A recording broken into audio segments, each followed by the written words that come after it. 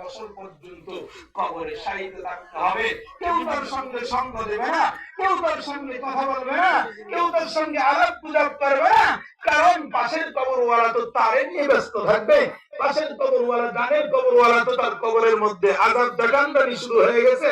বামের কবরওয়ালা তো দুনিয়াতে সুদের ব্যবসায়ী বড় বাবা পেয়েছিল, সে তো আজকে এগুলো নিয়ে আযাব আর গজবে লিপ্ত আছে। আপনার সঙ্গে সময় দিবে না কেন? মুসলমান ইমানদার হাসরের ময়দানেও 50,000 বছর দাঁড়িয়ে থাকতে হবে। মাথার উপরে সূর্য চলে আসবে, 50,000 বছর দাঁড়ায় থাকতে হবে, কোনো কৈফিয়ত চলবে না।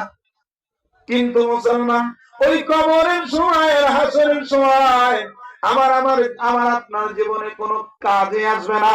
কিন্তু হ্যাঁ, এই মাহফিল আজকে রহমতের জলসার মধ্যে যদি আপনি বসিয়া অল্প সময় যদি বসেন, আল্লাহর পয়গম্বর গ্যারান্টি নামা দিয়ে দিলেন, মাজলিসু ফিকহিন খায়রুম মিন ইবাদাতি 60 সানা আও কামা ক্বালান নবী আলাইহিস সালাতু ওয়াস সালাম।